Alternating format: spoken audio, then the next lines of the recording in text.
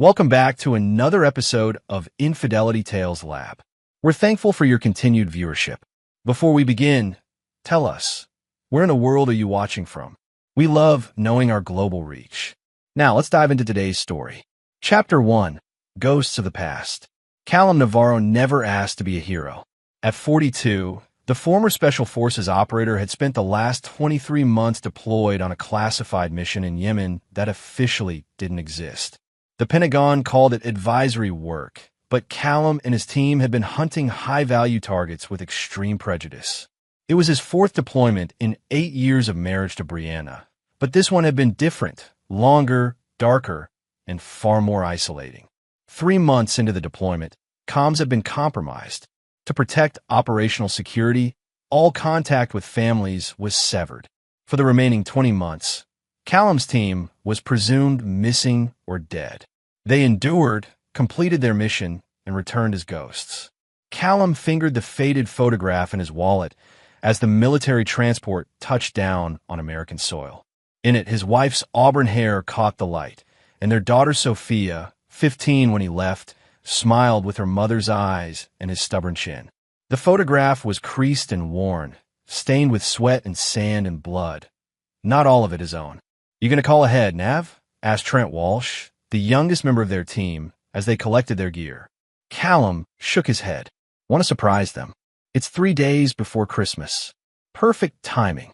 Sergeant Major Griffin Mercer, Callum's oldest friend and confidant, exchanged a glance with Trent. "Just be careful with expectations, brother. It's been nearly 2 years of radio silence. People adjust. Breathe strong," Callum said with quiet confidence. She understood what she signed up for. Griffin nodded, but didn't quite meet Callum's eyes. "I'm just saying, take it slow. They thought you were dead, man." Before deploying, Callum had made arrangements to ensure his family would be taken care of if the worst happened. His military pension and life insurance would provide security, but he'd also set up a separate account where his hazard pay accumulated. Every month, a portion transferred automatically to their joint checking account, his way of supporting them even in absence.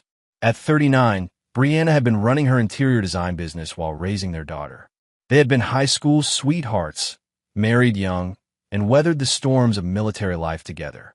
The modest 2-story colonial in Virginia had been her dream home, bought with their combined savings 6 years ago. As the taxi approached his neighborhood, snow began to fall. Christmas lights adorned most houses, and Callum felt a knot forming in his stomach. He'd missed 2 birthdays, a graduation, countless dinners, and everyday moments that could never be recovered. "Just here is fine," he told the driver, deciding to walk the last block. The night air bit his face as he trudged through fresh snow, duffel bag slung over his shoulder. He passed the Henderson place, where old Floyd was arranging a light-up reindeer, and Mrs. Keller's house with its meticulously decorated windows. I didn't notice him. He moved like a shadow, a habit hard to break. When his house came into view, Callum stopped. There were unfamiliar decorations, not Brianna's usual tasteful white lights, but multicolored strands haphazardly hung. A new car sat in the driveway, an expensive European model he didn't recognize. The knot in his stomach tightened. He approached slowly, noting the changed curtains, the different welcome mat, small details that felt wrong. Through the front window, he could see a Christmas tree far larger than Brianna ever preferred, decked in gaudy ornaments. Callum stood at his own door, suddenly feeling like an intruder. He took a deep breath and rang the bell. 30 seconds passed. Footsteps approached. The door swung open, and there stood Brianna, her hair shorter, highlighted differently, wearing an elegant dress he'd never seen. Her eyes widened in shock, color draining from her face. "Callum," she whispered, her voice barely audible. "Hi, Bree," he said, his throat constricting. "I'm home." Brianna's expression shifted from shock to something else. Panic? Her eyes darted behind her, then back to him. We thought you were dead," she stammered. "I know. I'm sorry about that. It was classified," she finished. "Of course." An awkward silence stretched between them. No embrace. No tears of joy. Just distance. "Can I come in?" he finally asked. Brianna stepped halfway outside, pulling the door nearly closed behind her. Callum, I don't think that's a good idea right now. You should have called. Call. Confusion and hurt crossed his face. Bree, it's me. It's our home. She shook her head, eyes now avoiding his. I'm sorry. I think you have the wrong address. The words hit harder than any bullet ever had. Callum stared at his wife, uncomprehending. Behind her, he caught a glimpse of movement, a man's silhouette passing in the hallway. Understanding dawned cold and clear. I see, he said, his voice dropping to a dangerous calm that anyone who'd served with him would have recognized as a warning. My mistake. He turned and walked away, feeling her eyes on his back. He didn't look back, even when the door closed with a quiet click behind him. The snow was falling harder now as Callum walked aimlessly through the neighborhood. His phone buzzed in his pocket, a new phone with only military contacts. The number wasn't one he recognized. Hello. Dad. Sophia's voice, deeper than he remembered, broke slightly on the word. Sophia, he breathed. How did you? Mom just called me, she interrupted. I can't believe you're alive. Where are you? Walking around the neighborhood, he answered honestly. Your mother didn't seem too happy to see me. A pause. Don't be upset, but you know we couldn't let you in. The plural wasn't lost on him. Understood. It's complicated, Sophia continued. Can we meet tomorrow? Talk properly? Of course, Callum agreed, his mind racing. Where are you now? I'm at college, but I'm coming home tomorrow for Christmas break. Let's meet at Riverside Park at noon. I'll be there, he promised. I should go. I'm glad you're alive, Dad. As she hung up, Callum heard her voice, muffled as if she'd pulled the phone away too late. He still thinks helping with rent means he's automatically included. The words struck like physical blows. His daughter hadn't just forgotten to hang up. She'd wanted him to hear. The cruelty was deliberate. Callum stood motionless in the falling snow, processing this second betrayal. The man who'd survived firefights, torture, and months of isolation felt something breaking inside him. Not his heart, his restraint. With mechanical precision, he pulled out his phone again. First, he canceled all automatic transfers to the joint account. Second, he logged into his credit card portal and removed Brianna as an authorized user. Third, he called his bank and placed a freeze on all shared accounts. By morning, they would understand what they had lost. By morning, he would be someone else entirely. The man who died in Yemen and returned as something harder, colder, and utterly unforgiving. As he walked away from the life he'd once known, Callum's phone lit up with notifications. 31 missed calls and counting. It was only the beginning. Chapter 2. Scorched Earth. Callum spent the night at a budget motel on the outskirts of town, a sparse room with peeling wallpaper and a mattress that had seen better decades. He didn't sleep. Instead, he sat methodically cleaning his K-bar knife, a habit that focused his mind. By dawn, his plan was taking shape. The calls and messages continued through the night. Brianna's voice grew increasingly desperate. Callum, please call me back. You don't understand. Then, this isn't what you think. Finally, you can't just cut us off like this. But he could, and he had. At 7 a.m., Callum called Griffin. Jesus, Nav, I've been worried sick. Where are you? Need a favor, Griff. No questions. A pause. Name it. Your cousins still work at First Virginia Bank? Vince? Yeah, he's a VP now. I need everything on Brianna's accounts. Joint and personal. Last 2 years. Today. Griffin whistled low. That bad. Worse, Callum replied. And I need to borrow your cabin. Just for a week. It's yours for as long as you need. Keys are in the usual spot. Nav, whatever happened, I'm sorry, brother. By 10 a.m., Callum had established a new bank account, redirected his military pension, and filed paperwork to liquidate certain investments, ones Brianna didn't know about. By 11 a.m., he'd visited a lawyer recommended by another team member, initiating divorce proceedings with specific instructions. No settlements, no mercy. At 11:45, he arrived at Riverside Park. The snow had stopped, leaving the landscape pristine and silent. He chose a bench with clear sight lines and waited. Sophia arrived at 12:07. At 17, she was taller than he remembered, her posture confident as she scanned the park. She'd grown up while he was fighting someone else's war.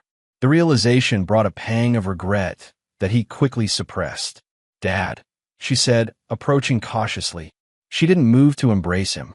"Sophia," he replied, gesturing to the space beside him. She sat, leaving distance between them. "You look different." "So do you." He studied her face, the expensive highlights, designer coat, the iPhone 16 Pro clutched in her manicured hand. "Seems you've done well for yourself." Her eyes narrowed slightly. "What's that supposed to mean?" "Just an observation." "Look," she said, exhaling sharply. "About what happened yesterday. About what I overheard." Callum interrupted, his voice calm but cold. "That I'm just an ATM to you?" Sophia flinched. "You weren't supposed to hear that." "Clearly. It's not what you think." She shifted uncomfortably. "Mom's been through hell. We both have. You disappeared for almost 2 years, Dad. What were we supposed to do? Mourn me? Remember me? Keep faith?" Each question delivered without emotion. "Instead, you replaced me." "It's not that simple." Her composure cracked. "Nelson has been there for us. He helped Mom when she was falling apart. He paid for my college when the military benefits got held up. Where were you?" "Fighting to stay alive so I could come home to my family," Callum replied. "A family that apparently doesn't exist anymore." Sophia's expression hardened. "That's not fair." "No, it's not," he agreed. "None of this is fair. But it is what it is." He stood, brushing invisible dust from his pants. "I've canceled the supplemental rent payments and credit cards. The joint accounts are frozen pending legal separation." "What?" Sophia stood too, panicked. "You can't do that. Mom needs that money. I need that money for next semester." "Nelson can cover it," Callum replied, his voice devoid of emotion. "Since he's been there for you." "Dad, please." Her tone changed, softening into the voice of the little girl who used to ask for ice cream. "I know you're upset, but this is extreme. We can work something out." Callum looked at his daughter, truly looked at her, and saw the calculation behind her eyes. The same calculation he'd seen in enemies trying to manipulate their way out of tight situations. "There's nothing to work out," he said finally. "You and your mother made your choices. Now you get to live with them. So that's it. You're just cutting us off." Tears welled in her eyes. Genuine or tactical, he couldn't tell anymore. "No, Sophia. You cut me off when you decided I was nothing more than a paycheck." He turned to leave, then paused. "Tell your mother divorce papers are coming. I suggest she get a lawyer." As he walked away, Sophia called after him. "You don't understand what we've been through. This isn't fair." Callum didn't look back. In war, he'd learned there was no fair, only survivors and casualties. By afternoon, Griffin's cousin had delivered 2 years of bank records, credit card statements, and financial summaries. The picture they painted confirmed Callum's worst suspicions. 3 months after his deployment, coinciding exactly with the communications blackout, large cash withdrawals began. Designer purchases, expensive restaurants, weekend getaways to the Hamptons. A pattern emerged. Brianna had started spending lavishly almost immediately after believing him dead. Most damning was a joint investment account, emptied 6 months ago. $300,000, transferred to a new account in Brianna's name alone. Callum's phone continued buzzing with calls and messages from both Brianna and Sophia. He ignored them all, focusing instead on the name that appeared repeatedly in the transaction records: Nelson Bradford. Restaurant charges for 2. Jewelry purchases from high-end retailers. First-class airline tickets. A quick internet search revealed Nelson Bradford was a real estate developer with connections to local politicians. 52 years old, divorced twice, no children. Country club memberships, charity galas, a penthouse downtown, and a beach house in the Outer Banks. "Found you," Callum murmured, saving the information to a secure folder. That evening, as Callum drove to Griffin's remote cabin in the Virginia mountains, his phone finally stopped ringing. In its place came a single text from Brianna. "You've made your point. Let's talk about this like adults." Callum deleted it without replying. There would be no negotiation, no reconciliation, only consequences. At the cabin, he unloaded his few possessions and a case of supplies Griffin had left. The isolation felt familiar, comforting even. Here, surrounded by wilderness, he could think clearly. On the wooden table, He arranged his materials: bank statements, property records, background checks, maps. For 3 days, he would study his targets, identify vulnerabilities, and devise a strategy, just as he had done countless times on deployment. The military had taught Callum patience and precision. His enemies had taught him ruthlessness. Now, his family would learn what happens when those qualities converged on a single purpose: total devastation. Chapter 3: The Architect of Pain. Griffin's cabin offered the isolation Callum needed. Perched on a wooded slope overlooking a narrow valley, the nearest neighbor was 3 miles away. Perfect operational security. Over the next 3 days, Callum constructed a detailed picture of the life that had been built in his absence. Nelson Bradford wasn't just dating Brianna. They were engaged. The ring had been purchased 2 months ago, a 3.2-carat diamond from Tiffany's, charged to a card Callum still paid for. Bradford had insinuated himself thoroughly into Callum's former life.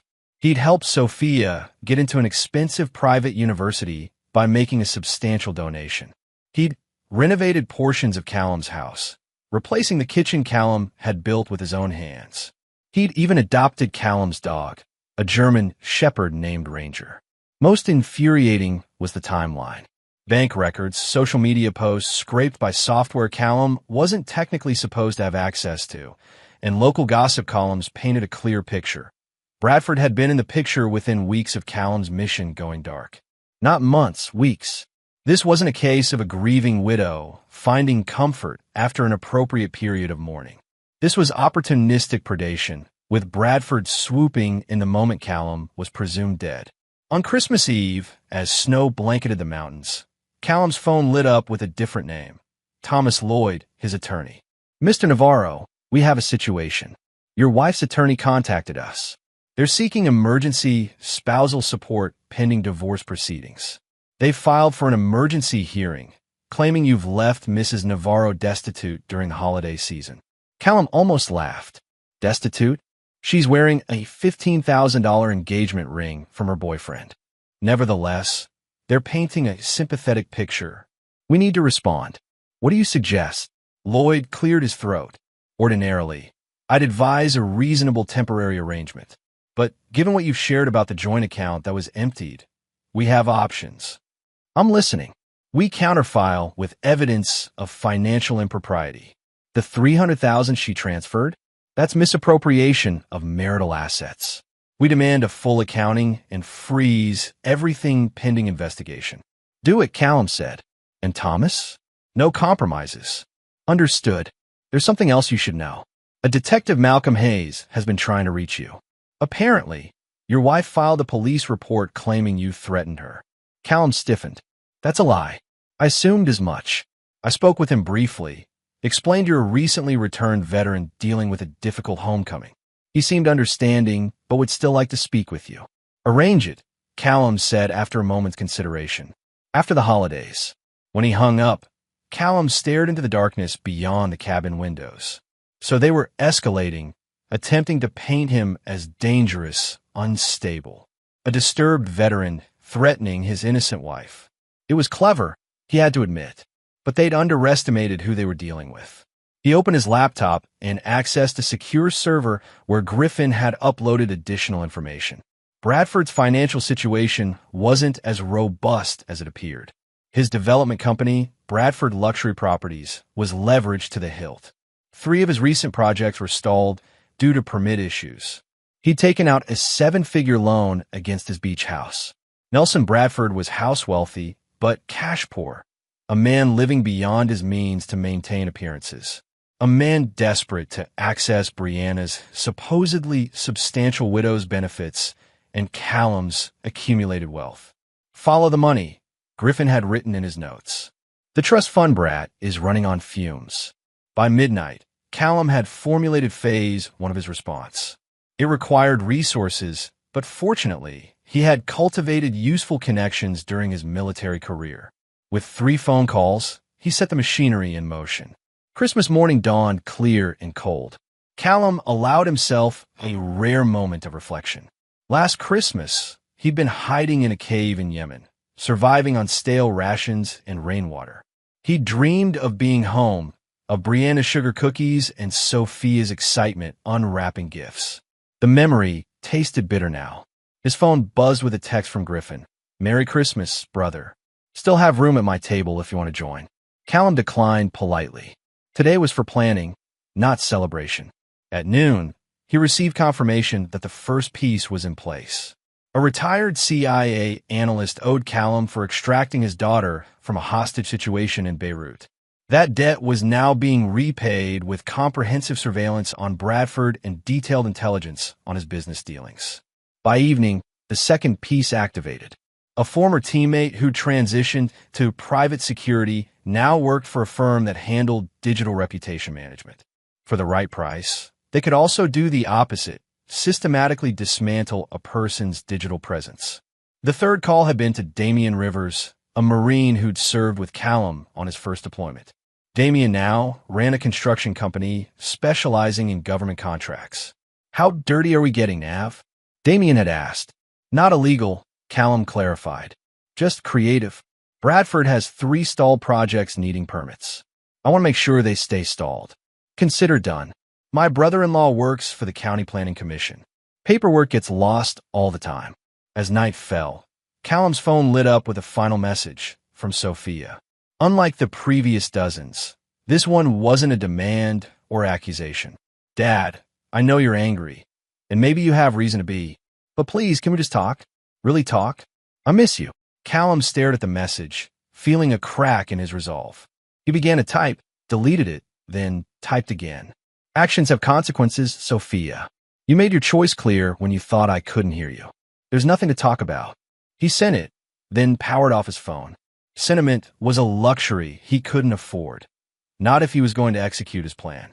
Tomorrow would begin Phase 2, systematic dismantling of Bradford's financial house of cards. By New Year's, the man would be scrambling to keep his business afloat. By Valentine's Day, his reputation would be in tatters. And Brianna? She would learn exactly what life looked like without Callum's support, the hard way. As for Sophia, her betrayal cut deepest. In time, perhaps she would understand the lesson. Loyalty isn't conditional. Once broken, it can never be fully restored. Callum checked his watch.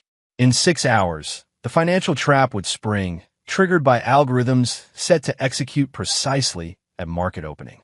Bradford's loans would be called in simultaneously by 3 different creditors, all recently acquired by shell companies Callum now controlled. The first domino was positioned.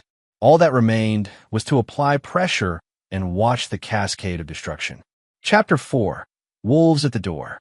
The days between Christmas and New Year's passed in calculated precision. Callum moved from Griffin's cabin to a furnished apartment in Alexandria, paid 6 months in advance under a corporate name. From this secure location, he monitored the unfolding chaos. The financial pressure on Bradford manifested first. 3 of his creditors simultaneously demanding immediate repayment created a perfect storm. Bradford's frantic attempts to secure bridge financing failed as word spread through banking circles that he was a credit risk. Mysteriously, potential investors withdrew interest in his stalled projects. On December 28th, Callum met with Detective Hayes at the police station, accompanied by his attorney. The detective, a former military man himself, seemed skeptical of Brianna's claims from the start. "Mrs. Navarro states that you made threatening remarks and displayed erratic behavior," Hayes said, reviewing his notes.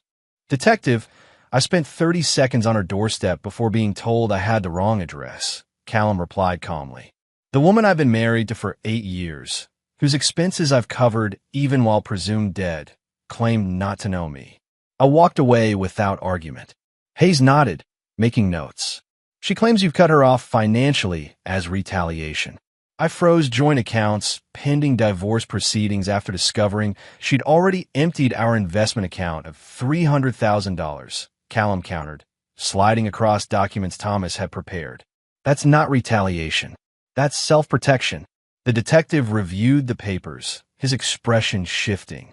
"I see. And these credit card statements showing charges at the Peninsula Hotel in Tiffany's while you were deployed." "Not my purchases, detective." By the end of the interview, Hayes closed his notebook. Mr. Navarro, between us, this complaint appears to be without merit. I'll note that in my report. Thank you, Detective. For what it's worth, Hayes added as they stood to leave, my brother served 3 tours. Came home to find his fiancée had moved on after the second. It's a hell of a thing. Callum simply nodded. Sympathy wasn't what he needed, justice was.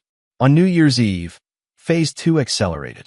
Bradford's company website experienced technical difficulties, replacing professional project photos with images of unfinished construction and disgruntled workers.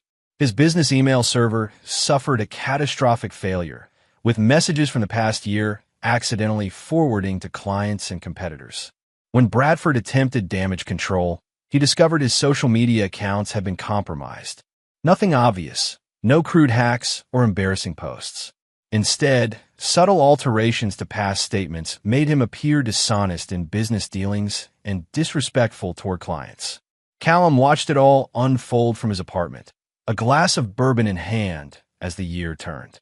His phone, which he'd finally turned back on, showed 17 new messages, most from Brianna, growing increasingly desperate. Callum, Nelson's business is falling apart. I know you're behind this. Please stop whatever you're doing. You've made your point. We need to talk. Things aren't what they seem. From Sophia, only one message. This isn't just hurting Mom and Nelson. It's hurting me too. Is that what you want?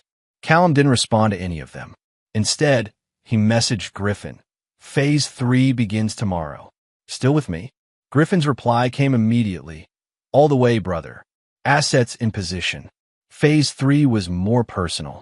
On January 2nd, while Bradford was meeting with increasingly nervous investors, a team of movers arrived at Callum's house, former military men who worked for Damien's company. They had copies of property records and a detailed inventory. Brianna was at work when they arrived. Within 3 hours, they had removed everything Callum could legally claim. Furniture he'd built, artwork he'd collected, family heirlooms from his side, his clothing, personal effects, and most importantly, his military commendations and memorabilia. They even took Ranger, whose microchip registration still listed Callum as owner. When Brianna returned home to a half-empty house, her panic call to Bradford triggered Phase 3's second component. As Bradford rushed from his investor meeting, he was served with papers from the county tax assessor alleging improper property valuations on 3 of his developments. Simultaneously, environmental inspectors arrived at his largest project, citing anonymous complaints about wetland violations. By evening, a reporter from the local business journal was calling, asking for comment on rumors that Bradford Luxury Properties was facing bankruptcy. Callum observed it all via updates from his network. The chaos was unfolding exactly as planned. Pressure applied precisely where Bradford and Brianna were most vulnerable. Not their physical safety, but their security and status. The foundations of a life they'd built on the assumption of his death. On January 4th, Callum finally received the call he'd been anticipating. Mr. Navarro, Thomas Lloyd's voice was triumphant. Mrs. Navarro's attorney has requested an emergency settlement conference. It seems they're eager to discuss terms. No settlement, Callum replied flatly. I want my day in court. Are you certain? Courts generally favor equitable distribution, and given the length of your marriage. I'm not interested in equity, Thomas. I want everything I'm legally entitled to, and I want it documented that she began a relationship while I was deployed and presumed dead. I want it on record that she emptied accounts and used my money to finance a lifestyle with another man.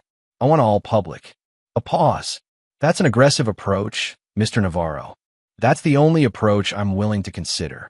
After hanging up, Callum checked his surveillance feed. Bradford's beach house was being inspected by yet another county official, this time questioning whether recent renovations had been properly permitted. The noose was tightening. That evening, as Callum walked Ranger in a nearby park, an unexpected figure approached. Sophia. How did you find me? He asked, instantly alert. I put a tracker app on your phone that time you let me borrow it, she admitted, before you deployed. Despite everything, Callum felt a flicker of pride at her resourcefulness. Smart. What do you want, Sophia? She looked thinner than at Christmas, dark circles under her eyes. You have to stop this, Dad. Mom's a wreck. Nelson's business is imploding. My tuition payment for next semester is due, and no one can cover it. That sounds like a series of problems I didn't create, Callum replied, continuing to walk with Ranger at heel. Sophia fell in a step beside him. Didn't create? You're systematically destroying their lives. I'm reclaiming what's mine, he corrected. Everything happening to Bradford is the result of his own overextended finances and questionable business practices. I'm simply accelerating the inevitable. And Mom? What did she do to deserve this? Callum stopped walking, turning to face his daughter fully. She replaced me before my body was even cold. She spent my money courting a new life while I was fighting to stay alive. She emptied accounts we built together over decades. When I returned, alive, she pretended not to know me. What would you call that, Sophia? His daughter flinched at the raw emotion finally breaking through his controlled facade. She was heartbroken when they told us you were missing, presumed dead. We both were. Were you? Callum challenged. Because the bank records show the grieving period lasted approximately 2 weeks before the spending sprees began. That's not fair. Nelson was helping us cope. The shopping, the trips, those were his way of distracting us from the pain. Very generous of him, especially since I was paying for it. Sophia's expression hardened. You don't understand anything. I understand enough, Callum replied, his voice cooling again. You should go home, Sophia. Your mother and her fiancé need you. Dad, please, she tried once more. At least unfreeze my college fund. That's not part of this fight. That fund was for my daughter, Callum said quietly. The one who would have waited more than 2 weeks to replace her father. The one who wouldn't have let another man move into his house before the official notification of death was even issued. The one who wouldn't have referred to him as an ATM when she thought he couldn't hear.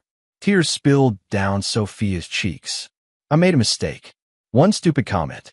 Does that erase 17 years of being your daughter? For a moment, Callum wavered. Then he remembered her voice, cold and calculating. He still thinks helping with rent means he's automatically included. Actions have consequences, he said finally. Consider this your first real adult lesson. As he walked away, Ranger trotting faithfully beside him, Callum heard Sophia call after him. You've changed. The father who left wouldn't be this cruel. She was right about one thing. He had changed. The Callum who deployed 2 years ago had died in Yemen.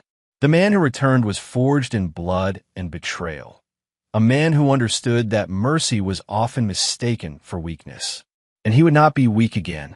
Chapter 5, Collateral Damage.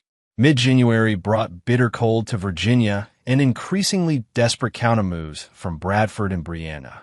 Their attorney filed motions to dismiss Callum's financial claims, arguing that Brianna had reasonably believed herself a widow.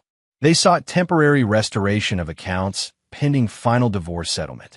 Judge Eleanor Martinez, a no-nonsense veteran of the family court system, denied their motions comprehensively. The evidence indicates Mrs. Navarro began spending marital assets on luxury goods and her paramour within weeks of Mr. Navarro's deployment. Judge Martinez wrote in her ruling. She subsequently emptied a joint investment account without authorization. Until all assets are properly accounted for, the temporary restraining order on financial accounts will remain in place. It was a devastating legal blow. Without access to Callum's funds and with Bradford's business imploding, their carefully constructed life was crumbling.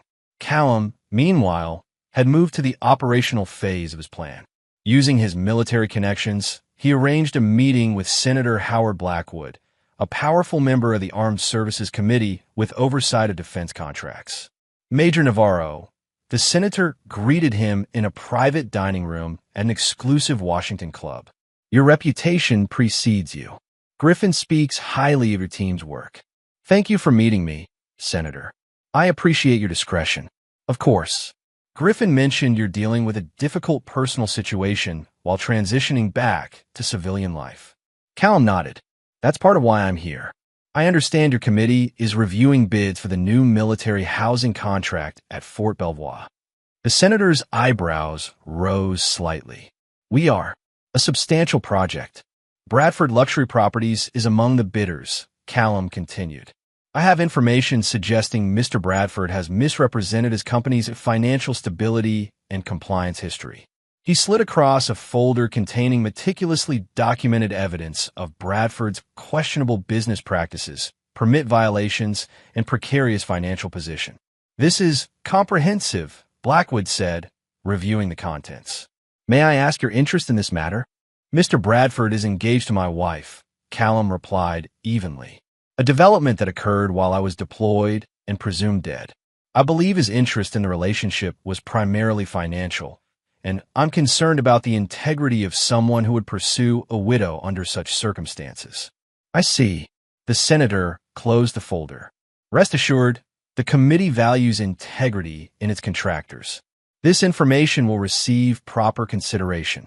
2 days later, Bradford Luxury Properties was eliminated from consideration for the $40 million contract. The news made the business section of the Washington Post, with anonymous sources citing character and financial stability concerns. The fallout was immediate. Bradford's remaining investors began withdrawing support. A bank called in loans on 2 of his commercial properties. Subcontractors, sensing trouble, filed liens demanding payment. Callum monitored it all from his apartment, where he'd established a command center of sorts. Ranger lay at his feet as he reviewed updates from his network. The German Shepherd had readjusted to Callum quickly, as though the 2 years of separation had never happened. His phone rang. Griffin. Bradford's in serious trouble, his friend reported without preamble. My banking contact says he's trying to secure emergency financing using the beach house as collateral, but no one's biting. Too much smoke around his business now. Good, Callum replied. There's more. Brianna was put on unpaid leave from her design firm. Apparently, some of her clients were Bradford's investors, and they're jumping ship. That news gave Callum pause. He hadn't directly targeted Brianna's career. Collateral damage, he murmured. Yeah, well, there's more collateral incoming. Sophia dropped out of college yesterday. Couldn't make tuition payment. That information landed differently.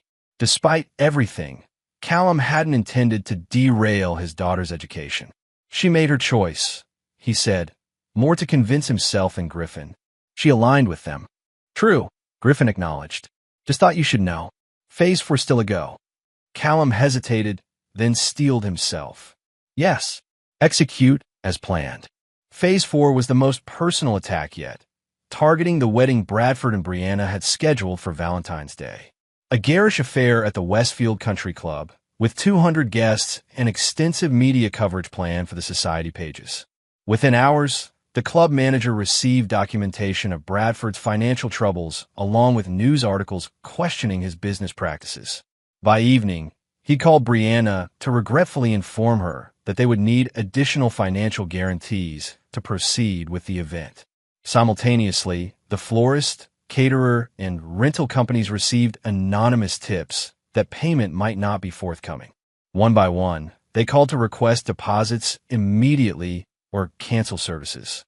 The final blow came when the wedding planner herself resigned, citing ethical concerns after receiving evidence that Brianna's divorce wasn't finalized and that her fiancé was potentially facing bankruptcy. By nightfall, Brianna was frantically calling guests to postpone the wedding. The society columnist who'd planned a feature spread instead began working on a different angle.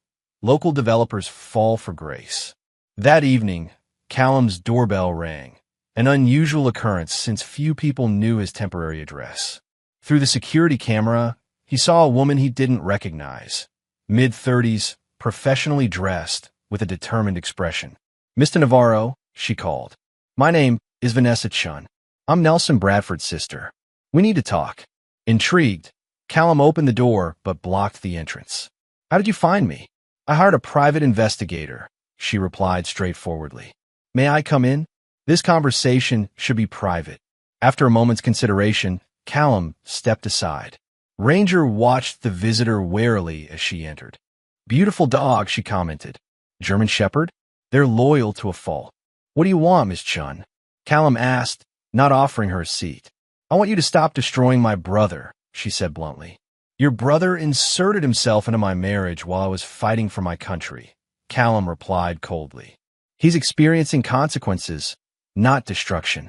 Is that what you think this is? Justice? She laughed humorlessly. You have no idea what actually happened. I know exactly what happened. I've seen the bank records, the purchases, the timeline. Vanessa shook her head. You've seen transactions and dates. You haven't seen the full picture. Enlighten me, Callum challenged, crossing his arms. Nelson met your wife at a charity function for veterans' families, she began. He was a donor. She was organizing it for families of missing servicemen. They weren't romantically involved for months. He was helping her navigate the bureaucratic nightmare of getting benefits when you were classified as missing rather than confirmed dead. The spending started 2 weeks after I deployed, Callum countered, because Nelson was trying to help a grieving woman and her daughter. Vanessa insisted. The shopping trips were his attempt to distract Sophia, who was falling into depression. The weekends away were support group retreats for military families. And the $300,000 from my investment account, Callum asked sharply, was that therapeutic too? Vanessa hesitated. That was complicated. Brianna needed funds for an opportunity that couldn't wait for the military to process her death benefits. What opportunity? Sophia was offered early admission to Princeton. The deposit and first-year tuition were due immediately. The military was still classifying you as missing, not dead. No benefits were flowing. Callum absorbed this information, feeling the first flicker of doubt. That doesn't explain why your brother moved into my house. Why he's wearing my clothes in social media photos. Why they're getting married less than 2 years after I supposedly died. Because they fell in love, Vanessa said simply. It wasn't planned or malicious. It happened gradually, over months of shared grief and recovery. Nelson helped put their lives back together when they were shattered. How convenient for him, Callum replied, unmoved. And now I'm supposed to walk away while they enjoy the life built with my money? No one is asking you to walk away from what's rightfully yours, Vanessa countered. But this scorched earth campaign isn't just hurting them. Nelson employs 63 people who might lose their jobs. Sophia's education is derailed. Is that collateral damage acceptable to you? The question hit harder than Callum wanted to admit. Your brother made himself my enemy the moment he moved into my house. My brother made himself the protector of a family he thought had lost its father, Vanessa corrected. Was he wrong to fall in love? Probably. Was Brianna wrong to move on? Maybe. But this systematic destruction goes beyond justice into vengeance. They deserve it, Callum insisted, though with less conviction. Vanessa moved toward the door, then turned back. My brother isn't perfect, Mr. Navarro, but he's not the villain you've constructed. Before you burn everything to the ground, make sure you're targeting the right people for the right reasons. After she left, Callum paced his apartment, Vanessa's words echoing uncomfortably. For the first time since returning, doubt crept in. What if there were explanations he hadn't considered? What if his intelligence was incomplete? He pulled up the file on Sophia's college, Princeton, not the private university he'd initially discovered. The timeline matched Vanessa's story. The $300,000 would cover exactly the first year's tuition, housing, and the required deposit. Then he examined the charity records more carefully. Brianna had indeed organized events for families of missing servicemen. Bradford was listed as a major donor for 3 years running. The weekend trips Callum had assumed were romantic getaways aligned with support group retreats in the locations Vanessa mentioned. Not everything fit this alternative narrative, but enough did to create uncertainty. Had he launched this campaign of destruction based on incomplete information? Had his tactical mind jumped to the worst conclusion because it was trained to identify threats? As dawn broke, Callum made a decision. He called Griffin. I need everything, he said. Not just financial records and social media. Personal communications, emails, text messages, everything between Bradford, Brianna, and Sophia for the past 2 years. That's in a gray area legally, Nav, Griffin cautioned. I know, but I need the truth, not just fragments. After a long pause, Griffin sighed. I'll see what I can do. But Nav, if you're having doubts, maybe slow down the offensive until we know more. Agreed, Callum replied. Hold phase 5 for now. As he hung up, Callum stared at the wall of evidence he'd accumulated. For the first time, he allowed himself to consider an unsettling possibility. What if he was wrong? Chapter 6. Truth and Consequences. The intelligence Griffin delivered 3 days later was comprehensive. Emails, text messages, private social media communications, a digital chronicle of the past 2 years. Callum sequestered himself in his apartment, methodically reviewing everything, searching for the truth. What emerged was more complex than either narrative he'd considered. The earliest communications confirmed Vanessa's account. Bradford had met Brianna through charity work, offering support and guidance without romantic overtures. Brianna's messages to friends revealed genuine grief, not the calculated opportunism Callum had imagined. But as months passed, the nature of their relationship clearly shifted.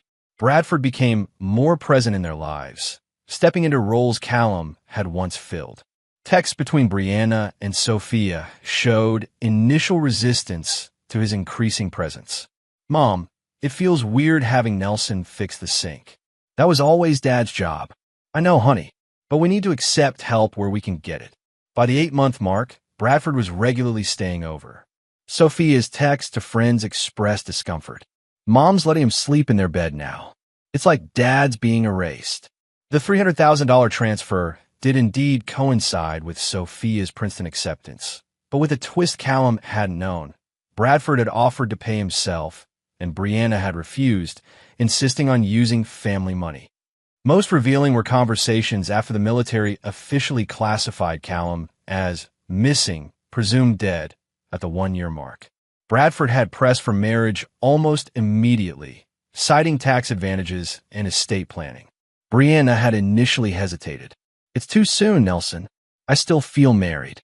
"Brianna, it's been a year. The military has made it official. You need to think about your future, about Sophia's future." The engagement had come 3 months later, coinciding with Sophia's departure for college. The timing wasn't coincidental. Emails between Bradford and his financial advisor showed mounting cash flow problems. Marriage to Brianna, with access to Callum's death benefits and pension, offered a solution. Most damning were recent communications after news of Callum's survival reached them. Bradford's messages betrayed panic rather than joy. "What do you mean he's alive? This complicates everything. We need to keep him away until we figure this out. The accounts, the house, we can't lose all that now." Brianna's responses were less calculating, but equally revealing. "I can't face him, Nelson. What do I say?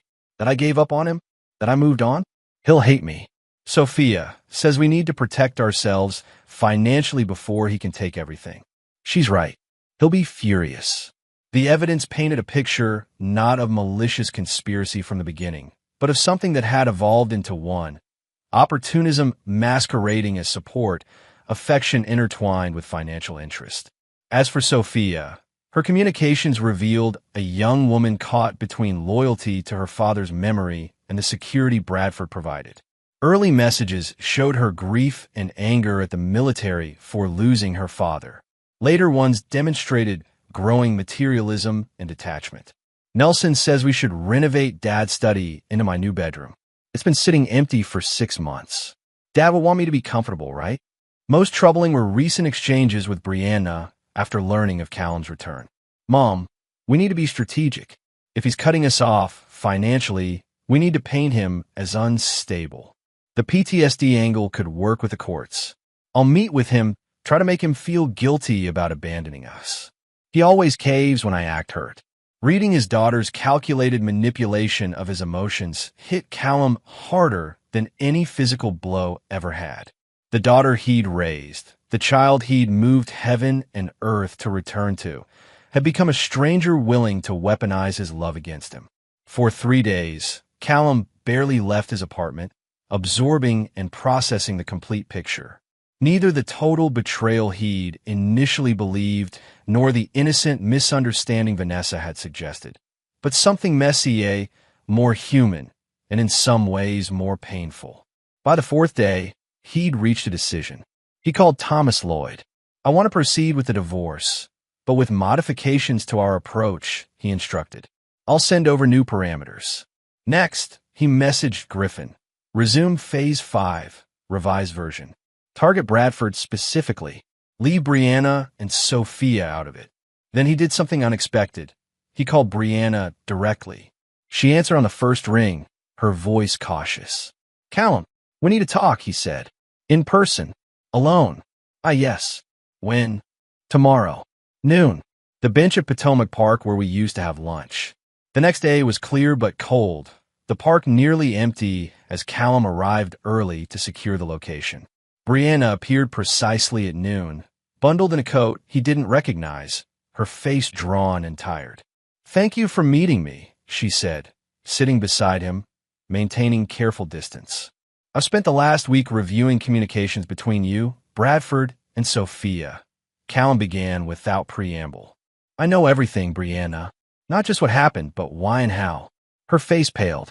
You had us under surveillance? I needed the truth. Not your version, not Bradford's sister's version. The unfiltered truth. That's invasion of privacy, she protested weakly. And emptying our joint account without my knowledge was theft, he countered. But we're beyond legal technicalities now. Brianna looked away, watching a distant jogger. So what happens now? More financial warfare? More sabotage? That depends on you, Callum replied. I'm prepared to be reasonable about the divorce settlement under certain conditions. Hope flickered in her eyes. What conditions? First, complete honesty from this point forward. No more manipulation, no more lies. She nodded slowly. And I'll release funds for Sophia to return to Princeton. Her education shouldn't suffer because of our failures. Thank you, Brianna whispered. But Callum continued, his voice hardening. I know about your plan to claim I'm unstable with PTSD. I know Sophia intended to manipulate me emotionally. Any further attempts at manipulation will result in immediate return to full financial restrictions. Brianna had the grace to look ashamed. It was desperate thinking in a desperate time. It was calculated cruelty, Callum corrected. And it stops now. What about the house? She asked cautiously. It's legally mine. I paid for it entirely before we married, he reminded her. You and Bradford have 30 days to find alternative arrangements. 30 days, she gasped. That's not enough time. It's 29 more than you gave me when I returned from war, Callum replied coldly. Consider it generous. Brianna looked down at her hands. And Nelson? Will you stop targeting his business? Bradford made his choices, Callum said, standing. His future is his own problem. As he turned to leave, Brianna called after him. I did love you, Callum. For years. Faithfully. Does that count for nothing? Callum paused, looking back at the woman he'd once built his life around. It counted for everything. That's why your betrayal can never be forgiven. That evening, Callum sent revised instructions to his attorney. Arrangements for Sophia's tuition to be paid directly to Princeton. Reasonable temporary support for Brianna pending final divorce settlement. Accelerated timeline for the house transfer. For Bradford, however, there would be no mercy. Phase 5 proceeded as planned. Anonymous tips to the IRS about questionable tax deductions, formal complaints to the state licensing board about permit violations, and the final weapon, evidence of Bradford's attempts to access military benefits intended for a serviceman's widow while knowing that serviceman was still alive. Within 2 weeks, Bradford Luxury Properties filed for Chapter 11 bankruptcy protection. The beach house was listed for a quick sale. The engagement was quietly ended, with Bradford moving into a rented apartment alone. Brianna, true to the agreement, maintained dignified silence through the proceedings. The divorce was finalized in record time, with terms heavily favoring Callum but not leaving Brianna destitute. As for Sophia, she returned to Princeton for the spring semester, funded by her father but maintaining careful distance. The single text she sent acknowledged reality without attempting reconciliation. Thank you for the tuition. I understand why things are how they are now. Maybe someday we can talk again. Callum didn't reply. Someday, perhaps. But not soon. Not until the lesson was thoroughly learned. By March, Callum had reclaimed his house, renovating it completely to erase all traces of Bradford's presence. Ranger readjusted to his original home seamlessly, patrolling the perimeter with military precision. The final piece of intelligence came from Griffin in early April. Bradford, financially ruined and professionally disgraced, had left Virginia entirely, relocating to Florida to work for a cousin's struggling real estate office. "It's done," Griffin told him over drinks at their favorite bar. "Total victory. Feel better?" Callum considered the question seriously. "Not better. Different. Clearer. What's next? Back to contracting?" "No," Callum decided. "I've had enough of war. Thinking about consulting. Security sector." Griffin nodded approvingly. "Good field for your skills. And personally, you gonna start dating again?" Callum smiled thinly. "Not anytime soon. Some lessons you only need to learn once." As they raised their glasses, Callum felt no triumph, no vindication, only the quiet certainty that in war and betrayal, there are rarely true victors. Only survivors who learn to live with the scars. Chapter 7. Ghosts of Future Past. Summer arrived with Virginia's characteristic heat and humidity. For months since the divorce finalized, 6 since his return from the dead, Callum had established a new rhythm to his life. Consulting work 3 days a week with a private security firm, training with Griffin at a tactical facility they'd set up together, quiet evenings with Ranger. The house felt different after the renovations. Larger, emptier, but cleansed of painful memories. He'd replaced everything. Furniture, appliances, even the hardwood floors, creating a space that belonged solely to him, unmarked by betrayal. His phone buzzed with a text from Griffin. "Client meeting tomorrow at 0900. Possible big contract." With a fancy suit, Callum confirmed the appointment and returned to reviewing security protocols for a corporate client. This was his life now. Structured, solitary, secure. If it lacked certain warmths, it also lacked vulnerabilities. The doorbell rang unexpectedly. Through the security camera, Callum saw a face he hadn't encountered in months. Sophia. He hesitated, then opened the door. His daughter stood uncertainly on the porch, looking both familiar and strange. Her hair was shorter, her posture less confident than he remembered. "Dad," she said simply. "May I come in?" Callum stepped aside wordlessly, allowing her into the renovated space. She glanced around, taking in the changes. "You've redone everything," she observed. "Fresh start," he replied, not offering further explanation. "What brings you here, Sophia?" She set her purse down carefully. "I finished my first year at Princeton. Thought you might want to know I made Dean's List." "Congratulations," Callum said with genuine pride despite himself. "That's impressive." An awkward silence stretched between them. Ranger patted over, sniffing Sophia's hand cautiously before allowing her pet him. "At least someone's happy to see me," she attempted to joke. Callum didn't smile. "Why are you here, Sophia?" "Really?" She straightened, meeting his eyes directly for the first time. "I owe you an apology. Multiple apologies, actually. I'm listening. What I said that day, about you just being an ATM, about not being automatically included, it was cruel and unfair.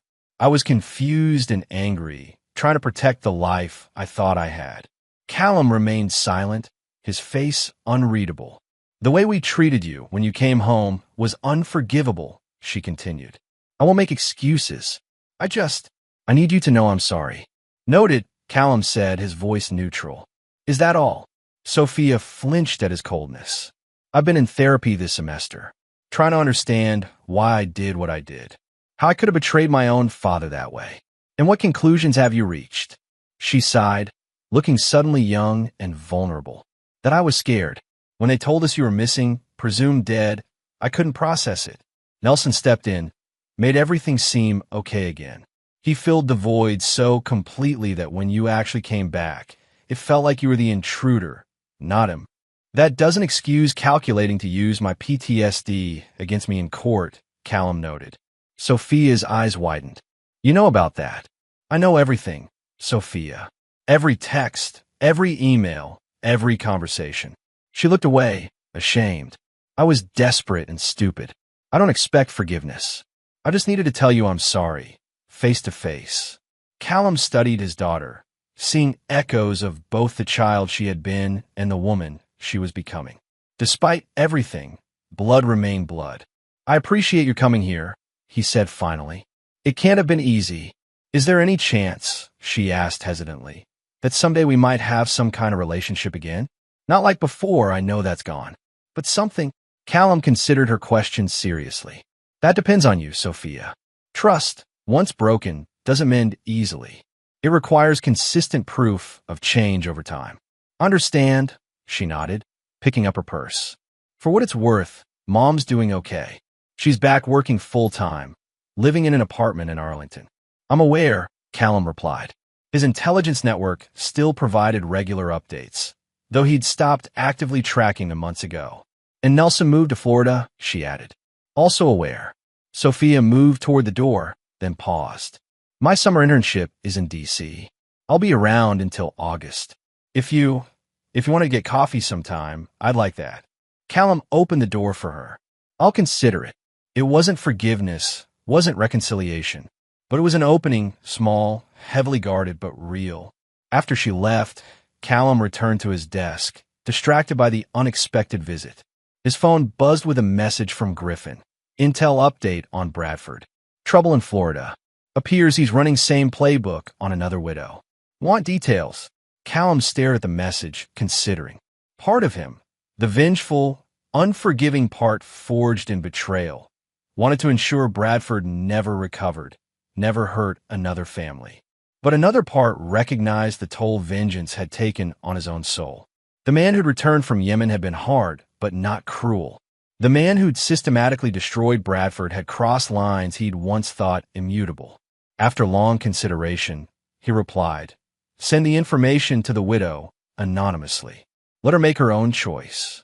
That evening, as Callum walked Ranger through the neighborhood, he passed families enjoying the summer evening. Children playing, couples talking on porches, normal lives uninterrupted by war and betrayal. Once, he'd been part of such a scene. Now he observed from outside, separated by experiences most civilians couldn't comprehend. His phone rang, an unknown number. "Navarro," he answered crisply.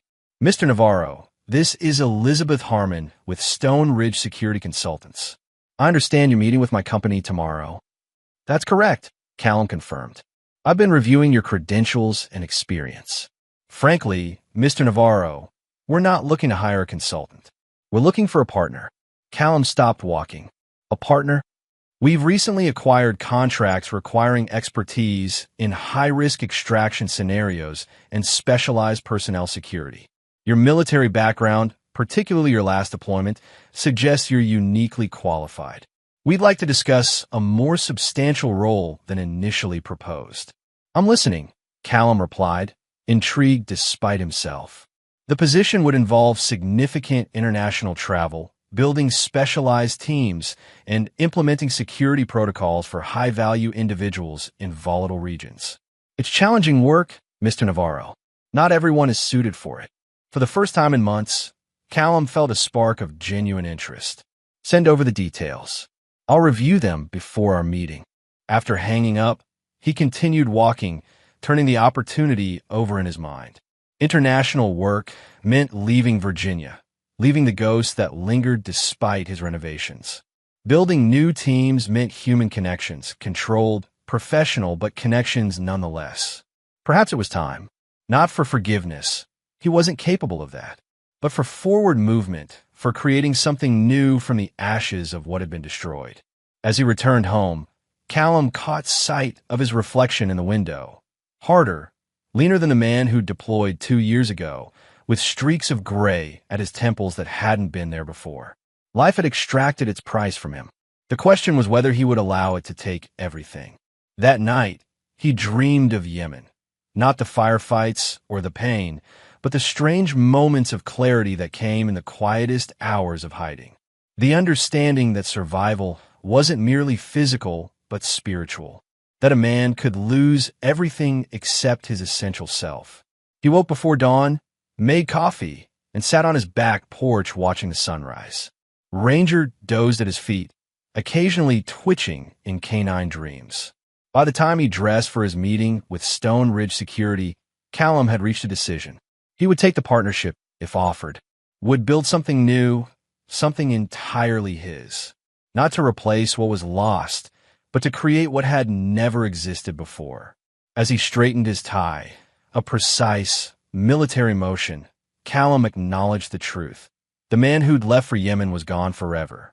The man who'd returned might never fully heal from betrayal, but he could choose to be more than its product. That would have to be enough. Chapter 8. Scorpions and Diamonds. The partnership with Stone Ridge Security transformed Callum's professional life. Within weeks, he was traveling to Dubai, establishing protocols for high-net-worth clients navigating political instability. By August, he'd assembled a specialized team for extraction scenarios. Former special operators from 3 countries, each with unique skills and the same uncompromising competence. Elizabeth Harmon proved an exceptional business partner, brilliant, driven, and utterly straightforward. At 45, she'd built Stone Ridge from nothing after leaving the State Department's Diplomatic Security Service. She respected Callum's boundaries and valued his expertise without prying into his personal history. The London contract is confirmed, she informed him one September morning as they reviewed operations in her Washington office. UAE royal family, diplomatic protection during private visit. They specifically requested you lead the detail. Callum nodded, reviewing the parameters. I'll meet Fletcher and DS. The principal's daughter is attending meetings at 3 separate locations. Already arranged, Elizabeth confirmed. There's something else. She hesitated uncharacteristically. The advance team reported the principal's wife is bringing her personal interior designer, an American. Something in her tone made Callum look up sharply. Brianna? Elizabeth nodded once. Your ex-wife. I only just discovered the connection. I can reassign the contract if necessary. Callum considered the implications. It had been 9 months since the divorce, 6 since any direct contact. The wounds had scarred over, if not healed completely. No need, he decided. Professional considerations outweigh personal history. Elizabeth studied him carefully. You're certain? Our reputation depends on flawless execution. My team's performance won't be affected, Callum assured her, his voice steady. We leave Wednesday. 0600 from Dulles, she confirmed. Callum, if you change your mind, there's no shame in that. He appreciated her concern, but dismissed it with a slight shake of his head. Some ghosts you face, others you simply learn to live with.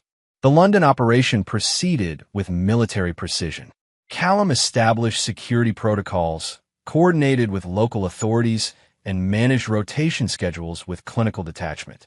For 3 days, he successfully avoided direct contact with Brianna, who was overseeing renovations to the family's Mayfair residence. On the 4th day, however, their paths crossed inevitably at a private reception. Callum was surveilling the room from a discreet position when Brianna entered, escorted by one of the royal aides. She wore a simple black dress, her hair styled differently than he remembered. She looked well, prosperous even. She spotted him almost immediately, freezing momentarily before regaining composure. After speaking briefly with her escort, she approached Callum directly. Of all the security firms in all the world, she said with a weak attempt at humor. Brianna, he acknowledged neutrally. You're looking well. So are you. She gestured to his tailored suit. This seems to agree with you more than military life did. Different challenges, same principles, he replied, maintaining professional distance while scanning the room. Your design work brought you here. She nodded. Her Highness saw my portfolio through mutual connections. It's the biggest commission I've ever received. A pause. I didn't expect to see you here. Likewise. An awkward silence stretched between them, filled with unspoken history. Sophia mentioned she visited you. Brianna finally said. That was brave of her. It was, Callum agreed. She's at Princeton for her sophomore year now? Yes. Still on Dean's list. Pride colored her voice. She talks about you sometimes. Callum's earpiece buzzed with an update from Fletcher, providing a welcome interruption. Excuse me, he said, stepping away to respond to the communication.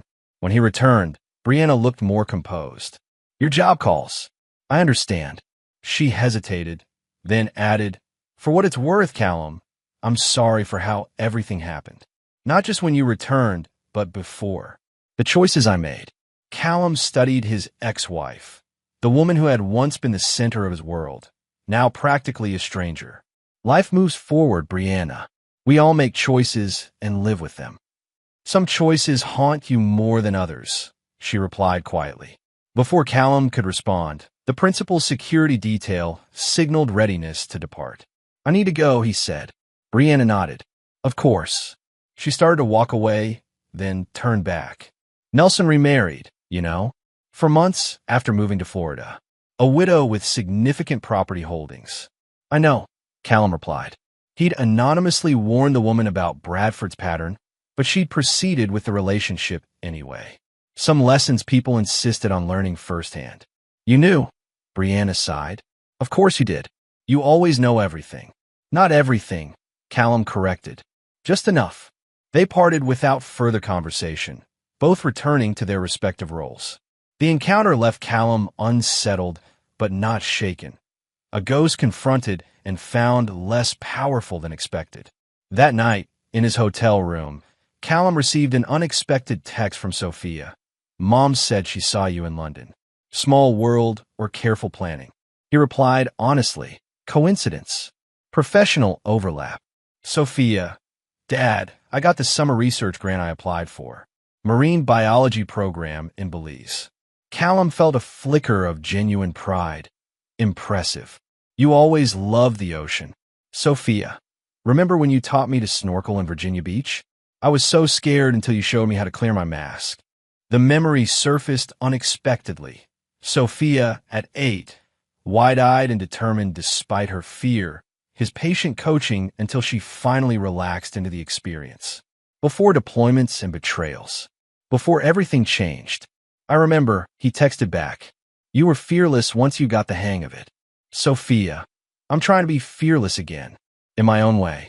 The message struck deeper than she could know. Callum considered his response carefully.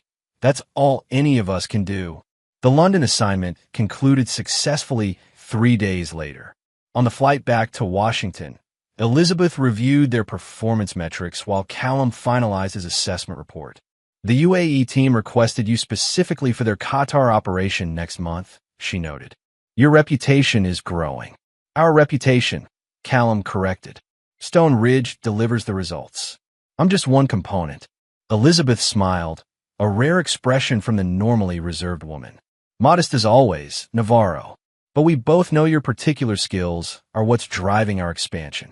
She hesitated, then added, the Qatar operation would require a 4-month commitment on ground. Extended presence, building local teams, comprehensive security architecture. For months, Callum repeated, considering the implications.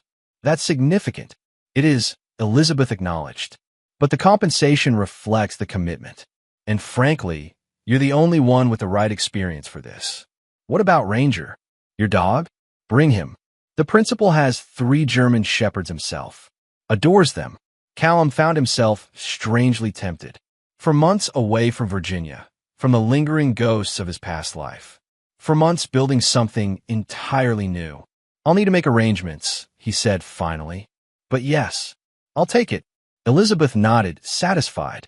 Good. We'll start preparations next week. She closed her laptop, studying him with unusual intensity. When we first met, I wondered if you were too damaged by whatever happened during your deployment. Too angry to be effective. And now? Callum asked, genuinely curious. Now I think the anger has purpose, she replied thoughtfully. You channel it precisely. That's rare. Controlled application of force, Callum said. Basic tactical principle. Applied to emotion, Elizabeth noted. Also rare. When they landed in Washington, Callum found another message waiting. This one from Brianna. It was strange seeing you in London. Stranger still realizing how much has changed. I don't expect forgiveness, but I hope someday you find peace. You deserve that much.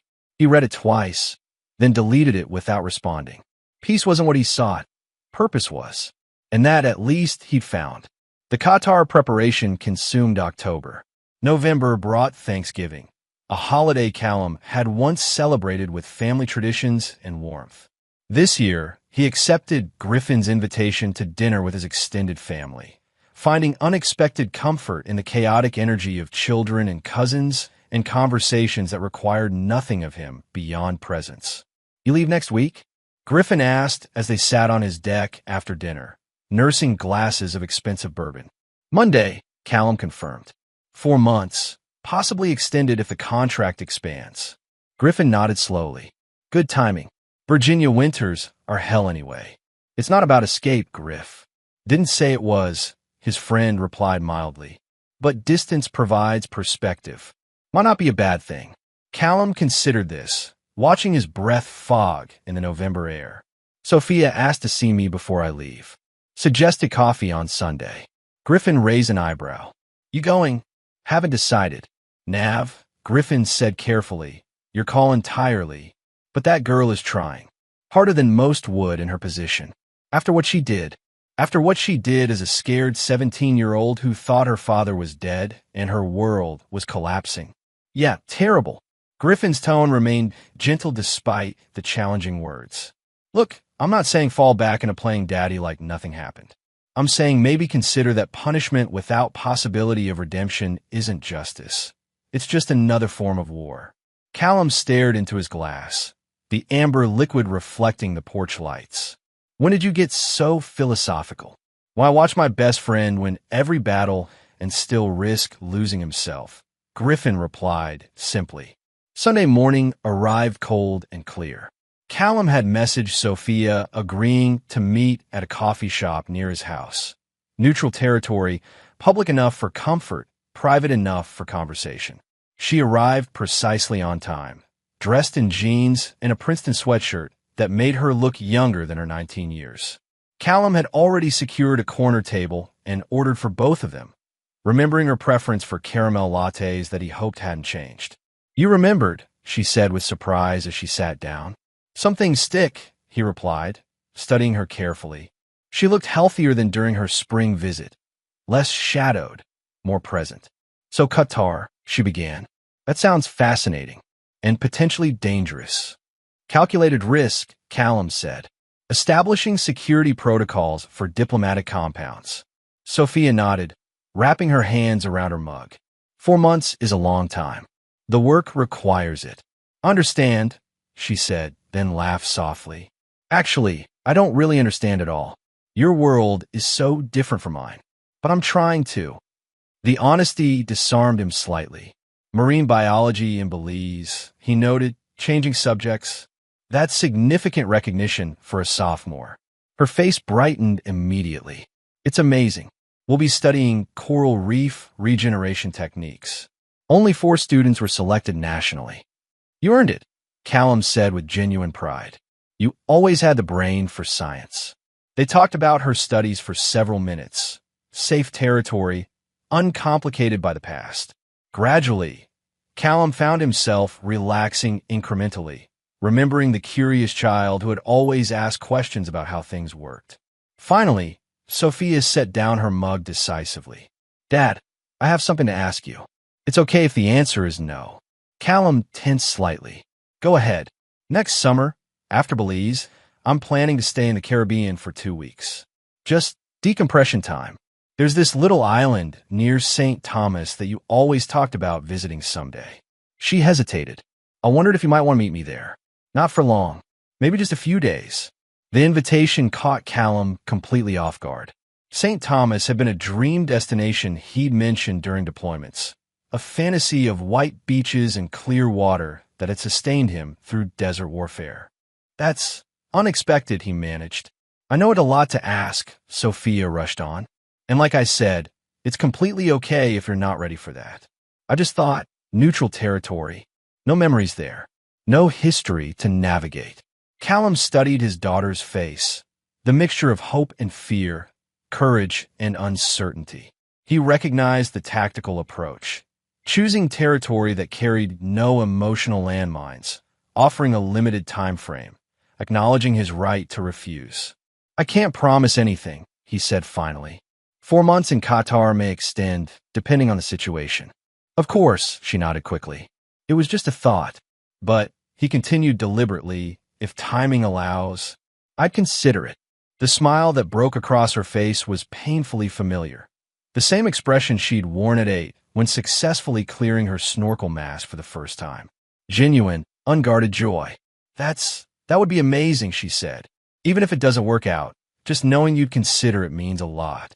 As they parted outside the coffee shop, Sophia hesitated, then asked, "Can I hug you goodbye?" "It's okay if that's too much." Callum felt ancient defenses shift uncertainly. After a moment's consideration, he nodded once. Her embrace was brief, careful, not the exuberant tackles of her childhood, nor the dutiful motions before his deployment. Something new, tentative, but sincere. "Be safe in Qatar," she said, stepping back.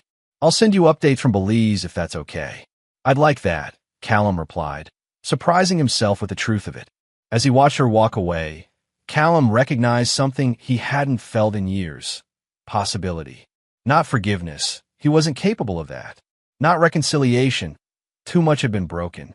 But possibility, the space where new things might grow in the ruins of the old that existed. Small and fragile, but present. It was, he decided as he turned toward home, enough to begin with. Chapter 9. Steel and Silence. Qatar exceeded Callum's expectations professionally. The royal family's security concerns were legitimate and complex, requiring his full expertise. He built a team of 23 specialists, developed comprehensive protocols, and implemented cutting-edge systems. The 4-month contract extended to 6, then 8 as additional properties were added to his security portfolio. Elizabeth visited quarterly, each time expanding their scope and influence. Stone Ridge's reputation grew exponentially, with Callum's methodologies becoming the gold standard for high-risk protection in the region. "The Saudi royal family has approached us," Elizabeth informed him during her August visit. "They've offered a 3-year contract to overhaul their entire security infrastructure. 8 figures, Callum, plus equity partnerships in related ventures." They sat on the terrace of his company-provided villa, overlooking the Persian Gulf. Ranger dozed nearby, having adjusted perfectly to desert life. The dog's loyalty remained constant while everything else shifted. 3 years, Callum repeated, considering the implications. Significant commitment. Life-changing opportunity, Elizabeth corrected. "I'm prepared to offer you full partnership in Stone Ridge. Equal ownership, equal control." Callum raised an eyebrow. "You've built this company from nothing, Elizabeth. Why share control now?" "Because you've transformed what was possible," she replied simply. "I had a respectable firm before. Now we're redefining the industry. That deserves recognition." The offer was compelling, financially, professionally, strategically. It would also mean establishing a more permanent presence in the Middle East, further distance from his former life. "I need time to consider," he said finally. Elizabeth nodded, unsurprised. "Of course. We have 30 days before they require an answer." After she left, Callum sat watching the sunset paint the Gulf in shades of amber and gold. His phone chimed with a new message from Sophia, now a regular occurrence. She'd been sending updates from Belize, photographs of coral formations, excited descriptions of research breakthroughs, occasional personal reflections. Today's message was different. Research program ends next week. Still planning 2 weeks in the Caribbean after. St. Thomas offer still stands if your schedule allows. No pressure either way. Callum stared at the message, feeling conflicting impulses. The island meeting had remained a nebulous possibility throughout his time in Qatar, neither committed to nor dismissed. Now it required decision. 3 years in Saudi Arabia would mean definitively closing the door on whatever tentative reconnection had begun. It would be a statement, clear and unambiguous, that his past was truly past. Callum walked to the edge of the terrace, feeling the cooling evening breeze. In the distance, lights from oil platforms winked like earthbound stars. He'd rebuilt his professional life with precision and purpose. Stone Ridge offered a path forward that required no emotional risks, no vulnerability. The alternative, meeting Sophia, attempting some form of relationship, offered no such certainties. Only questions, complications, potential disappointments. Yet as he contemplated the Saudi option, Callum found himself remembering Griffin's words from Thanksgiving. Punishment without possibility of redemption isn't justice. It's just another form of war. He'd been at war since Yemen. First literally, then figuratively against Bradford and Brianna, finally against his own past. Perhaps it was time to consider, if not peace, then at least armistice. Callum typed his response. Arriving St. Thomas, August 25th. 3 days available before return to Qatar. Location details. Sophia's reply came almost immediately. Sapphire Beach on East End. Small villa rental. I'll send specifics. Really looking forward to this, Dad. The decision made, Callum felt strangely unburdened. Not optimistic, precisely. He'd lost the capacity for easy optimism in Yemen, but open to possibilities previously unimagined. He messaged Elizabeth. Need to schedule personal leave before Saudi decision. August 25th to 28th. Her response was characteristically direct. Noted. Travel safely. The Caribbean in late August was everything Callum had imagined during desert deployments. St. Thomas greeted him with lush vegetation, crystal waters, and air that tasted of salt and possibility. He'd traveled light, tactical habit, with only a small duffel and his ever-present situational awareness. The villa Sophia had rented exceeded his expectations. Perched on a hillside overlooking Sapphire Beach, it offered privacy, security, and breathtaking views. 2 separate bedroom suites with a shared living area provided appropriate space for their tentative reconnection. She was waiting on the terrace when his taxi arrived, tan from Belize, her smile nervous but genuine. You came, she said simply. I said I would, Callum replied, setting down his bag. You've said that before, she noted without accusation. Then deployments happened. The observation hung between them. Acknowledgement of broken promises neither had controlled. Different circumstances now, Callum said finally. I set my own schedule. Sophia nodded, then gestured toward the view. Worth the wait though, right? Just like you described. It was the precise shade of blue he'd held in his mind during the darkest moments in Yemen. Callum allowed himself a moment to absorb it before turning back to his daughter. You look well, he observed. Belize agreed with you. Changed everything, she confirmed enthusiastically. I've decided to specialize in marine conservation, already talking to graduate programs. They settled into careful conversation. Sophia's research, Callum's security work, neutral territories that allowed reconnection without confronting still raw wounds. They prepared dinner together, discovering surprising ease in shared tasks requiring minimal conversation. As night fell, they sat on the terrace with glasses of local rum, watching stars emerge over the water. The silence between them had transformed from awkward to contemplative. I didn't think you'd come, Sophia admitted finally. I hoped, but I wouldn't have blamed you if you hadn't. I almost didn't, Callum replied honestly. What changed your mind? He considered the question carefully. Perspective. Distance from what happened. Sophia nodded slowly. I've been thinking a lot about that time. Try to understand my own choices. And I was terrified of losing everything, she said quietly. When they told us you were missing, it wasn't just losing my father. It was losing our home, our stability, our future. Nelson offered certainty when everything felt like quicksand. Callum remained silent, allowing her to continue. It doesn't excuse what happened when you came back, she acknowledged. That was unforgivable. But I want you to know it wasn't because I didn't love you or didn't miss you. It was because I was afraid of losing everything again. The explanation held elements of truth Callum recognized. Fear making rational people irrational, security overriding loyalty. He'd seen similar patterns in war zones, where survival instincts overwhelmed moral considerations. Understand fear, he said finally, better than you might think. They talked longer than either had anticipated, carefully navigating toward understanding without demanding forgiveness or absolution. When they finally retired to their separate rooms, something had shifted, not healed, but perhaps beginning to scar properly. The next 2 days unfolded with unexpected ease. They snorkeled together, Sophia's expertise now far exceeding the basics he'd taught her as a child. They hiked coastal trails, sharing comfortable silences punctuated by observations about marine life or security considerations, their respective passions. On the final evening, as sunset painted the sky in impossible colors, Sophia broached the subject they'd circled carefully for 3 days. "Mom asks about you sometimes," she said, watching his reaction. Not intrusively, just if you're okay. Callum kept his expression neutral. "And what do you tell her?" "That you seem to be building something new. That your work matters."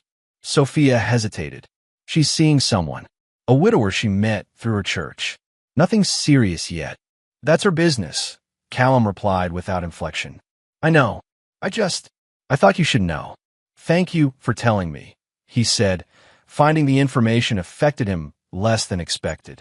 Brianna's life had become a separate reality, connected to his only through Sophia. "What about you?" she asked cautiously. "Is there anyone in Qatar?" Callum shook his head. "The work is all-consuming. And I'm not." He paused, seeking the right words. "I'm not built for that kind of trust anymore." Sophia nodded, understanding more than he'd intended to reveal. "The woman you mentioned, your business partner, you trust her." "Professionally," Callum clarified. "That's different, is it? Seems like professional betrayal would be just as devastating in your line of work." The observation was unexpectedly perceptive. Elizabeth had indeed earned his trust through proven reliability and shared purpose, qualities he'd once thought he'd found in Brianna. "It's calculated risk," he said finally. "Everything is." As darkness settled around them, Sophia asked the question he'd been anticipating since arriving. "What happens after this? Do we just go back to our separate lives?" Callum considered his response carefully. "I've been offered a 3-year contract in Saudi Arabia. Full partnership in Stone Ridge." 3 years, Sophia repeated, her voice carefully controlled. "That's a long time to be so far away." "It is," he acknowledged. "Are you taking it?" "I haven't decided." Callum turned to face her directly. "What would you prefer?" The question clearly surprised her. "My preference matters?" "I'm asking," he said simply. Sophia looked out over the darkened water, gathering her thoughts. "I'd prefer to have some kind of relationship with my father, even a distant, complicated one, even if it's just occasional messages and rare visits like this." She met his eyes steadily. "But I also understand if that's not possible for you." Her maturity, the absence of manipulation or entitlement, struck Callum forcefully. The calculating teenager he'd confronted 18 months ago had grown into something different. Not innocent or unblemished, but honest in her limitations and desires. "I can't be what I was before," he said finally. "That person doesn't exist anymore." "I know," Sophia nodded. "I'm not asking for that. I'm not asking for forgiveness either. Just possibility." Possibility. The word echoed his own thoughts from months ago. Not reconciliation, not restoration, but space for something new to potentially emerge. "I can offer that much," Callum decided. "Possibility, no promises beyond that." Sophia's smile was small but genuine. "That's enough. More than I expected, honestly." On his final morning, as Callum prepared to depart for the airport, Sophia handed him a small package wrapped in simple paper. "What's this?" he asked, momentarily suspicious of emotional manipulation. "Just something I thought you might want," she said. "Open it later, if you prefer." He tucked it into his bag with a nod of acknowledgement. Their goodbye was brief, without dramatic promises or emotional declarations. Just a simple exchange of contact information and tentative plans to message regularly. As his plane lifted off, Callum finally unwrapped the package. Inside was a waterproof case containing a flash drive and a handwritten note. "These are the photos and videos from before, in case you ever want to remember. They weren't all lies." In his Qatar apartment that evening, Callum inserted the drive into his laptop with military caution. It contained chronologically organized folders of family photographs and videos spanning 18 years, from Sophia's birth to his final deployment. Moments he'd lost when Brianna had refused him entry to their home. Memories he'd deliberately burned during his campaign of retribution. He clicked through them methodically, watching his daughter grow from infant to child to teenager. watching himself transform from young father to seasoned warrior. Watching Brianna age alongside him. Their shared life documented in birthdays and Christmases and ordinary moments. The final video was dated 3 days before his deployment to Yemen. Sophia had recorded it secretly, Callum in the backyard teaching ranger commands, unaware of being filmed. His laugh, when the dog successfully completed a complex sequence, was unfamiliar to the man now watching, open, unguarded, belonging to someone who still believed in security and permanence. Callum closed the laptop, emotions carefully contained. The past captured in those images was irretrievable, destroyed by war, betrayal, and his own calculated vengeance. But something else remained possible. Not restoration, but creation. Something new built on the foundations of hard-earned wisdom. He messaged Elizabeth. Decision made on Saudi contract. Let's discuss details when I return. Then, after consideration, he messaged Sophia. Arrived safely. Thank you for the photos. The time in St. Thomas was valuable. Her reply came minutes later. For me too. Safe travels back to Qatar. Let me know when you're settled in Saudi. Callum set down his phone, considering the choice he'd made. Not forgiveness. He remained incapable of that. Not reconciliation. Too much had been irreparably broken.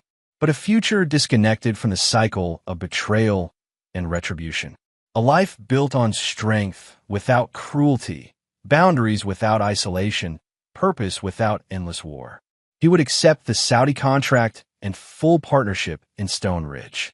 Would build security systems protecting others from the vulnerabilities he'd experienced. Would maintain careful, limited contact with Sophia, not as the father he'd been, but as the man he'd become. Bradford remained destroyed, his predatory pattern exposed and neutralized. Brianna remained separate, navigating consequences of choices made. These outcomes Callum accepted without regret or reconsideration. But Sophia would have possibility. Limited, carefully constructed, but real. Not because Callum had forgiven betrayal, but because he'd chosen to end the war. As night settled over Qatar, Callum stood on his terrace watching distant lights. The man who'd returned from Yemen had sought destruction with surgical precision. The man who now contemplated the Persian Gulf sought something different. Not peace, precisely, but purpose beyond vengeance. It wasn't forgiveness. It wasn't healing. But it was, perhaps, the beginning of something that could eventually become whole again. For now, that was enough. And there you have it. Another story comes to an end. What did you think? I'd love to hear your thoughts in the comments below. If you enjoy this story, consider joining our community by subscribing. It means the world to us. For more stories like this one, check out the recommended videos on screen. And I'll see you there.